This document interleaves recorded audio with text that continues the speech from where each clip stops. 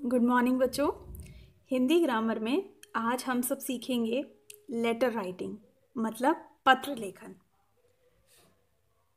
पत्रों को लिखना हमेशा से ही बहुत ज़रूरी रहा है।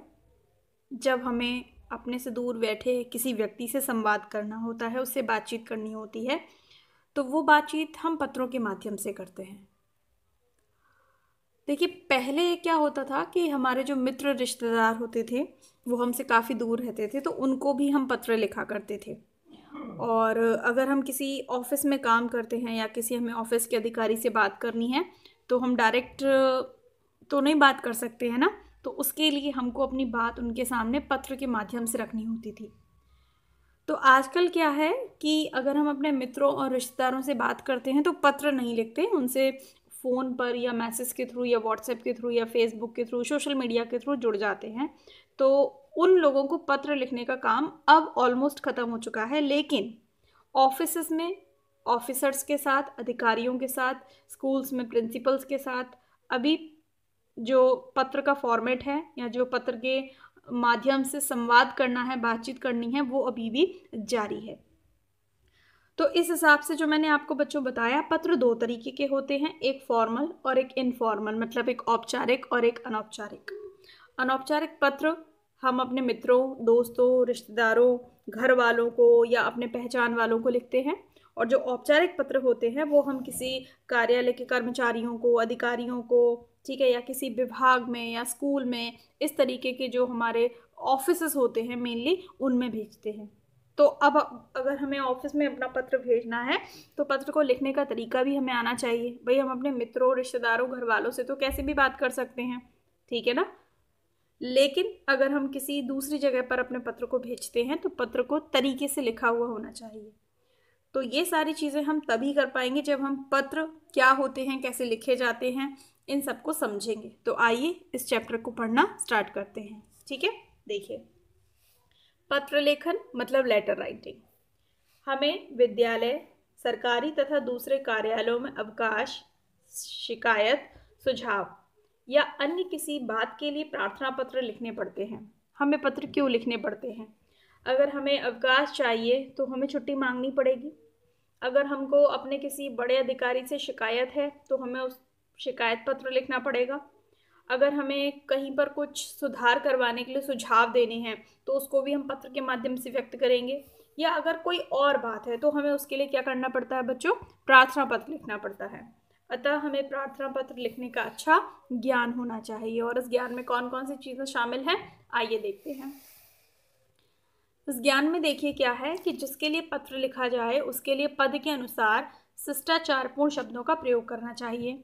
अगर आप जानते हैं कि आप किस व्यक्ति के लिए पत्र लिख रहे हैं और अगर आप उसकी पोस्ट जानते हैं कि वो किस पोस्ट पर काम करते हैं, तो आपको बहुत ही अनुशासनात्मक व्यवहार के साथ या शिष्टाचार के साथ आपको उसका नाम, उसका पद लिखना पड़ेगा।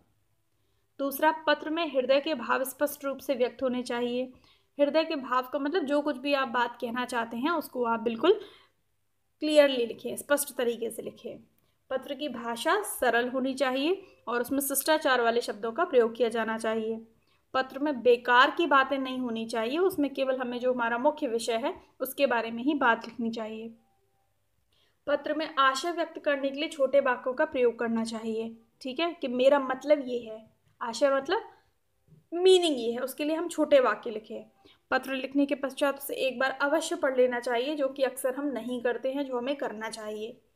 पत्र प्राप्तकर्ता की आयु, संबंध, योग्यता आदि को ध्यान में रखते हुए भाषा का प्रयोग करना चाहिए। मतलब अगर आप किसी छोटे को पत्र लिख रहे हैं तो भाषा अलग होगी, अपने किसी उम्र वाले व्यक्ति को पत्र लिख रहे हैं तो भाषा अलग होगी, और किसी सीनियर पर्सन को, किसी बुजुर्ग व्यक्ति को पत्र लिख रहे हैं तो भाषा अलग होगी। तो हमें उसके पद की, उसकी योग्यता की ध्यान रखना चाहिए जिसको हम पत्र लिख रहे हैं। अनावश्यक विस्तार से बचना चाहिए। मतलब पत्र में बात अगर 4 लाइनों में ख़त्म हो रही है तो आप पत्र को लंबा करने के लिए बात ना लिखें। अगर आपके पास वाकई में कुछ लिखने के लिए है तो ही आप उसको लंबा करें। और पत्र में लिखी वर्तनी शुद्ध एवं लेख स्वच्छ होना चाहिए, है ना। आजकल तो टाइप करके दे देते हैं तो लिखने की इतनी ज़रूरत नहीं पड़ती है, लेकिन वर्तनी तो आप खुद ही बनाते हैं, तो वर्तनी तो आपकी अच्छी होनी चाहिए। पत्र में बहुत सारे लोग गलत इंग्लिश, गलत हिंदी लिख देते हैं, तो पढ़ने वाला अगर अच्छा जानकार है भाषा का तो उसको वो पत्र पढ़ने में बिल्कुल भी अच्छा नहीं लगता है। ठीक है, तो ये कुछ कुछ छोटी छोटी बातें हैं जो हमें पत्र लिखते समय ध्यान में रखनी चाहिए। ठीक है बच्चों, अब हम चलते हैं आगे और देखते हैं कि पत्र कितने प्रकार के होते हैं। देखिए पत्र के प्रकार, टाइप्स ऑफ लेटर। जनरली पत्र दो प्रकार के होते हैं, एक औपचारिक पत्र और एक अनौपचारिक पत्र। किसी भी कार्यालय के कर्मचारी, अधिकारी एवं विभाग में लिखे गए पत्र औपचारिक पत्र कहलाते हैं। जैसे प्रधानाचार्य को पत्र, हम स्कूल के बच्चे हैं तो ज़्यादातर हमारा जो संपर्क होता है वो प्रधानाचार्य जी से ही होता है, तो हम अपने प्रिंसिपल को ही पत्र लिखते हैं, चाहे हम उन्हें शिकायत पत्र लिखें और चाहे हम उन्हें प्रार्थना पत्र लिखें। दूसरा अनौपचारिक पत्र होता है जिसको हम अपने मित्रों, रिश्तेदारों, घर वालों और जानकारों को लिखे जाने वाले पत्र क्या कहलाते हैं? अनौपचारिक पत्र कहलाते हैं या व्यक्तिगत पत्र कहलाते हैं, जैसे मित्र को पत्र लिखना। ठीक है, तो दो प्रकार के पत्र हुए बच्चों, औपचारिक पत्र और एक अनौपचारिक पत्र। औपचारिक पत्र को बोलते हैं फॉर्मल लेटर्स, अनौपचारिक पत्र को बोलते हैं informal letters. Formal letters formal लोगों को लिखे जाते हैं जिनके साथ हमारा उठना बैठना मिलना जुलना नॉर्मल नहीं होता है, और अनौपचारिक पत्र उनको लिखे जाते हैं जिनके साथ हम रोज़ाना आराम से उठते बैठते हंसते बोलते खाते पीते हैं, यानी कि हमारे जो जान पहचान के लोग हैं। ठीक है, तो हमें दोनों प्रकार के पत्र लिखना सीखना है। वैसे तो औपचारिक भी सीखना है, अनौपचारिक भी सीखना है, लेकिन आजकल ट्रेंड अनौपचारिक का नहीं है, औपचारिक पत्रों का रह गया है, जो कि आने वाले समय में देखते हैं उसके साथ भी क्या होता है। तो सबसे पहले हम सीखते हैं औपचारिक पत्र लिखना। ठीक है, देखिए बच्चों, सबसे पहले हमारा आता है औपचारिक पत्र, और औपचारिक पत्र में भी कई वैरायटीज़ होती हैं। कई बार आप छुट्टी के लिए प्रार्थना पत्र लिखते हैं, कई बार आप अपनी फ़ीस माफ़ी के लिए प्रार्थना पत्र लिखते हैं, कई बार आप शिकायत पत्र लिखते हैं, कई बार आप संवेदना पत्र लिखते हैं, सुझाव पत्र लिखते हैं। बहुत तरीके के पत्र होते हैं। तो सबसे जो कॉमन है वो है छुट्टी के लिए, तो विवाह में सम्मिलित होने के लिए अवकाश प्रार्थना पत्र। कहने का मतलब ये है कि आप स्कूल में हैं और आपके घर में आपकी दीदी की, आपके भैया की शादी है और आपको स्कूल से 2 या 3 दिन की छुट्टी चाहिए, तो छुट्टी आपको मांगनी पड़ती है। ठीक है, और मांगनी भी चाहिए। ऐसा नहीं है कि आपके घर में शादी है और आप स्कूल में बिना किसी को बताए, बिना किसी से परमिशन लिए और घर पे आराम से शादी मना रहे हैं और लौट के आने के बाद बोल दिया कि मैं तो भैया की शादी में गया था। तो ये तरीका थोड़ा सा शिष्टाचार के अंतर्गत नहीं आता है। जब भी आपको छुट्टी चाहिए, जो भी आपके टीचर हैं, आपके क्लास टीचर हैं, आपके प्रिंसिपल हैं, जो भी रिसीव करते हैं इसको, उनके लिए आपको एक बहुत अच्छा सा शिष्टाचारपूर्ण तरीके से एक प्रार्थना पत्र लिखना चाहिए, और उसको लिखने का तरीका ये है। ठीक है, सबसे पहले क्या करते हैं, उनका पद लिखते हैं।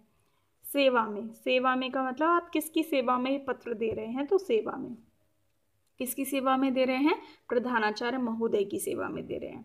तो अगर वो मेल हैं तो प्रधानाचार्य, और अगर वो फीमेल हैं तो प्रधानाचार्या। महोदय मेल के लिए और महोदया फीमेल के लिए। अब प्रधानाचार्य जिस स्कूल की हैं उस स्कूल का नाम नेशनल पब्लिक स्कूल गाजियाबाद है, आप डाल सकते हैं कृष्णा पब्लिक स्कूल फिरोज़ाबाद। उसके बाद फिर से महोदय या महोदया। ठीक है, अब यहाँ से आपने स्टार्ट किया पत्र को लिखना। सविनय, सविनय का मतलब विनय के साथ, सविनय। सविनय का मतलब क्या होता है बच्चों, विनय के साथ। अब विनय का मतलब क्या होता है, निवेदन के साथ, प्रार्थना के साथ। तो ये लिखते तो हैं लेकिन आपको मतलब समझ में नहीं आता है, तो अब आप समझ लीजिए इसको कि सविनय का मतलब क्या होता है, बहुत प्रार्थना के साथ निवेदन ये है, हमारा निवेदन ये है। सविनय निवेदन ये है कि मैं आपके विद्यालय की कक्षा 5वीं की छात्र हूँ। बताना पड़ता है ना, मैडम को तो नहीं मालूम है कि किसने पत्र लिखा है, तो आपको बताना पड़ता है कि मैं आप ही के विद्यालय की कक्षा जो 5 है उसकी छात्र हूँ। मेरी बड़ी बहन की शादी 8 जून को तय हुई है। अब आलतू फालतू बातें तो नहीं लिखी ना हमने इसमें, डायरेक्ट अपनी बात लिख दी, तो पत्र छोटा रखा जाता है। तो मेरी बड़ी बहन की शादी 8 जून को तय हुई है, इस कारण मैं अपनी कक्षा में दिनांक 5 जून और साल भी लिख दी से लेकर 9 जून 2021 चल रही तो 21 तक कक्षा में अनुपस्थित रहूँगा। ठीक है, तो मैं विद्यालय की कक्षा 5वीं का छात्र हूँ। मेरी बड़ी बहन की शादी 8 जून को हुई है, तो मुझे 5 जून से लेकर 9 जून तक की छुट्टी चाहिए। उसके बाद हमने किया पैराग्राफ को चेंज, अतः मतलब इसलिए आपसे अनुरोध है। अनुरोध का मतलब वही है कि आपसे रिक्वेस्ट है कि मुझे 5 दिन का अवकाश देने की कृपा करें, जिससे मैं विवाह का उत्सव में शामिल हो सकूं। इसके लिए मैं सदा आपका आभारी रहूँगा। आभारी रहने का मतलब ये है कि मैं ये मानूंगा कि आपने मुझे 5 दिन की छुट्टी देकर मेरे ऊपर क्या की है, कृपा की है। उसके बाद फिर आप धन्यवाद व्यक्त करते हैं, अपना नाम लिखते हैं ये कहकर कि आपका आज्ञाकारी शिष्य, या लड़की है तो शिष्या। उसके बाद अपना नाम राहुल कुमार, उसके बाद अपनी कक्षा और उसके बाद आज की तारीख। तो इस तरह से एक ही लाइन में हमने पूरा पत्र लिख दिया। अब कई बार ये होता है कि ये जो आपका आज्ञाकारी शिष्य वाला जो यहाँ से कॉलम है वो आप इस साइड में लिखते हैं, ठीक है। तो ऐसा कुछ नहीं है, आप किसी भी साइड में उसको लिख दीजिए, लेकिन जो फॉर्मेट आपको अभी सिखाया जा रहा है आप उसी फॉर्मेट को पकड़िए, उसमें कंफ्यूज मत होइए। धीरे धीरे जैसे आप बड़े हो जाएंगे तो आपको अंतर भी समझ में आएगा कि यहाँ लिखने और यहाँ लिखने में क्या अंतर होता है। अभी आप सिर्फ क्या पकड़िए, अभी आप सिर्फ पत्र को लिखने की जो भाषा शैली है उसको आप पकड़िए कि अगर आपको प्रार्थना पत्र लिखना है तो कैसे लिखेंगे। अब जैसे ये विवाह में शामिल होने के लिए लिखा है, आपको छुट्टी चाहिए। अगर आप बीमार हैं तो आपको छुट्टी चाहिए, उसके लिए भी आप लिख सकते हैं। अगर आपके घर में कोई बीमार है तो आपको छुट्टी चाहिए, आप उसके लिए भी लिख सकते हैं। आपको घर में अपने मम्मी के साथ किसी काम के लिए छुट्टी चाहिए तो भी आप उस पर लिख सकते हैं। मतलब छुट्टी के लिए अगर आपको कोई भी प्रार्थना पत्र लिखने की आवश्यकता है तो आप इसी तरीके की लैंग्वेज लिख सकते हैं। स्टार्टिंग करेंगे। सविनय निवेदन यह है कि मैं आपके विद्यालय के कक्षा 6 का छात्र हूँ। मेरी माताजी की तबीयत काफ़ी ख़राब है।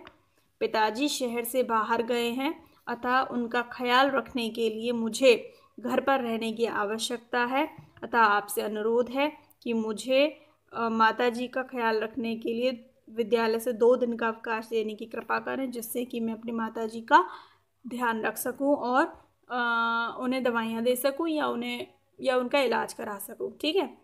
और इसके लिए मैं आपका सदा आभारी रहूँगा। धन्यवाद। आपका आज्ञाकारी शिष्य विजयानंद, और कक्षा 6 और दिनांक। तो जो भी लैंग्वेज आप बनाना चाहें इस तरीके की लैंग्वेज बना सकते हैं बच्चों, ठीक है। अब हम अगले प्रार्थना पत्र की बात करें तो ये वाला प्रार्थना पत्र आप लिख लीजिएगा, और बाकी आप ऐसे बना कर अपने मन से देखिएगा कि अलग अलग प्रार्थना पत्र में आप क्या क्या बातें लिख सकते हैं। जितनी अच्छी अच्छी नई टाइप के प्रार्थना पत्र लेकर आएंगे, बातें लेकर आएंगे, उतना ही आप ओपन हो जाएंगे, ठीक है। चलते हैं अगले प्रार्थना पत्र पर। अगला प्रार्थना पत्र है बच्चों, जुर्माना माफ़ करवाने के लिए प्रधानाचार्य जी को प्रार्थना पत्र। देखिए वो उसमें चार्य जी लिखा था, इसमें चार्या जी लिखा है। तो चार्या जी का मतलब वो फीमेल है। तो अगर आपके ऊपर कोई फ़ाइन लगा है, जैसे बोला गया था कि आपको प्रॉपर यूनिफॉर्म में आना है और आप नहीं आए हो तो आपके लिए फ़ाइन लगेगा। या फिर हमारे स्कूल में पॉलीथीन बैंड है, अगर आप पॉलीथीन यूज़ करते हो तो आपके ऊपर फ़ाइन लगता है। आपके ऊपर फ़ाइन लगा दिया गया, मान लीजिए 50 रुपये का। अब आपकी सामर्थ्य नहीं है, आपकी स्थिति नहीं है कि आप 50 रुपये फ़ाइन दे सको, तो आप उसके लिए अपने मैडम को, अपने प्रिंसिपल को प्रार्थना पत्र लिख रहे हो कि प्लीज़ मैम मुझसे गलती हो गई है, अगली बार मैं ऐसा नहीं करूँगा। या तो आप जुर्माना कम कर दीजिए या हो सके तो जुर्माना माफ़ कर दीजिए इस बार मेरी गलती को, अगली बार से मैं ऐसा ना करूँ, ऐसा कोशिश करूँगा। तो इस तरीके की भाषा आप जुर्माना माफ़ कराने के लिए लिखते हैं, ठीक है। तो इसके लिए भी लैंग्वेज तो वैसे ही चलेगी। देखिए सेवा में आदरणीय, आदरणीय मेल के लिए और आदरणीय फीमेल के लिए प्रधानाचार्य जी, उसमें लिखा था प्रधानाचार्य महोदय। सम्मान में जो भी शब्द इस्तेमाल करो, सम्मान में जो भी शब्द इस्तेमाल करो वो बस शिष्टाचारपूर्ण होना चाहिए, पढ़ने वाले को अच्छा लगना चाहिए, ठीक है। कोई ऐसा निश्चित फॉर्मेट नहीं है कि नहीं आप प्रधानाचार्य महोदय ही लिखेंगे, इसके अलावा कुछ नहीं लिख सकते, आप ऐसे भी लिख सकते हैं आदरणीय प्रधानाचार्य जी, आदर्श बालिका विद्यालय जौनपुर। उसके बाद फिर लेडी हैं तो महोदया। आप देखिए आप यहाँ पे लिख सकते हैं सविनय निवेदन है यह है, या ऐसे भी लिख सकते हैं कि निवेदन इस प्रकार है कि पिछले सप्ताह मेरी माताजी की तबीयत अचानक खराब हो गई थी। इस कारण मैं ना तो अवकाश प्रार्थना पत्र विद्यालय में भेज सकी और ना ही विद्यालय में उपस्थित हो सकी। इसलिए मेरी कक्षा अध्यापिका ने अनुपस्थिति के कारण 100 रुपये का जुर्माना लगा दिया है। देखिए जुर्माना क्यों लगा है, अगर अनुशासन बनाना है तो अनुशासन के लिए सारी चीज़ें करनी पड़ती हैं कि अगर आप छुट्टी लेते हैं और अगर आप छुट्टी के लिए प्रार्थना पत्र नहीं जमा करते हैं, ऐसा रूल होगा उनकी क्लास में, तो आपको उसके लिए जुर्माना देना पड़ता है। तो वो कह रहा है कि पिछले सप्ताह मेरी माताजी की तबीयत अचानक ख़राब हो गई थी, तो मैंने छुट्टी ले ली, और छुट्टी ले ली तो फिर मैं जो प्रार्थना पत्र है वो भी नहीं भेज पाई और विद्यालय में और ना ही विद्यालय में उपस्थित हो सकी, इसलिए मुझे 100 रुपये का जुर्माना देना पड़ रहा है। मेरे पिताजी की आर्थिक स्थिति अच्छी नहीं है, इसलिए मैं जुर्माना देने में असमर्थ हूँ, मतलब मैं जुर्माना नहीं दे सकता हूँ। कृपया मेरा जुर्माना माफ़ करने का कष्ट करें, मैं आपका सदा आभारी रहूँगा इसके लिए। ठीक है, ऐसा लिख सकते हैं। धन्यवाद, धन्यवाद लिखना ना भूलें, क्योंकि जो भी आप लेटर लिखते हैं आप ये मानकर चलते हैं कि आपकी सुनवाई हो जाएगी। अब आपकी सुनवाई हो गई मान लीजिए, तो आप धन्यवाद कहने के लिए दोबारा दूसरा लेटर तो नहीं लिखेंगे ना, तो आप इसी में धन्यवाद ऐड कर देते हैं। धन्यवाद। प्रार्थी भी लिख सकते हैं आप यहाँ पे, या प्रार्थनी भी लिख सकते हैं। देखिए ध्यान से देखिए, प्रार्थनी लिखा हुआ है, उसमें क्या लिखा हुआ था? आपका आज्ञाकारी शिष्य, आपकी आज्ञाकारी शिष्या। और अगर यहाँ पर मेल है तो प्रार्थी और फीमेल है तो प्रार्थनी। प्रार्थनी प्रिया, कक्षा 5, और उसके नीचे फिर आ जाएगी आपकी दिनांक। ठीक है, तो ये है आपका जुर्माना माफ़ कराने के लिए। अब आप मान लीजिए कि आपके ऊपर जुर्माना लगा है पॉलीथीन को इस्तेमाल करने के लिए, तो आप कैसे लिखेंगे? वही लिखेंगे सेवा में। आदरणीय प्रधानाचार्य जी, कृष्णा पब्लिक स्कूल फिरोज़ाबाद महोदया, निवेदन इस प्रकार है कि कल विद्यालय में लंच बॉक्स के साथ मेरी माताजी ने एक पॉलीथीन को रख दिया था। खाना चूँकि ऑयली था इसलिए वो ना फैले, तो उसको सुरक्षित करने के लिए पॉलीथीन रख दिया था, तो मैं अनजाने में उसको अपने साथ में ले आया। जब लंच हुआ तो वो पॉलीथीन जो है वो मेरी कक्षा अध्यापिका ने देख ली और इसके लिए मुझ पर जुर्माना लगा दिया। कितने रुपए का? 100 रुपये का या 50 रुपये का, जो भी आप लिखें। तो अब आप उसमें लिख सकते हो कि मैडम, मैं अपनी गलती को स्वीकार करता हूँ एवं आपसे ये वादा भी करता हूँ कि अगले बार मैं इसे ध्यान रखूँगा और विद्यालय के जो नियम हैं उनको मानूँगा और कभी भी पॉलीथीन का इस्तेमाल नहीं करूँगा। इस बार आप मुझे माफ़ कर दीजिए और मेरा जुर्माना ख़त्म करने की कृपा करें, क्योंकि मैं जुर्माना देने में असमर्थ हूँ। ठीक है, अब आप उसमें और कोई भी कारण लिख सकते हैं कि मेरे पिताजी शहर से बाहर है या उनकी आर्थिक स्थिति अच्छी नहीं है या मुझसे गलती हो गई, कुछ भी एक्सेट्रा एक्सेट्रा, जो भी आप लिखना चाहें अपनी बात में, अपने लेटर में लिख दें। उसके बाद धन्यवाद, उसके बाद प्रार्थी या प्रार्थनी, नाम, कक्षा और दिनांक। तो लिखने के लिए कभी भी ना सोचना नहीं चाहिए बहुत ज़्यादा कि मैं ये लिखूँ या वो लिखूँ, ऐसा लगेगा तो वैसा लगेगा, बस लिख देना चाहिए, प्रैक्टिस करना चाहिए। जब लिखोगे तभी पता चलेगा कि गलती क्यों हो रही है, कहाँ हो रही है, क्या समझ में आ रहा है, क्या समझ में नहीं आ रहा है।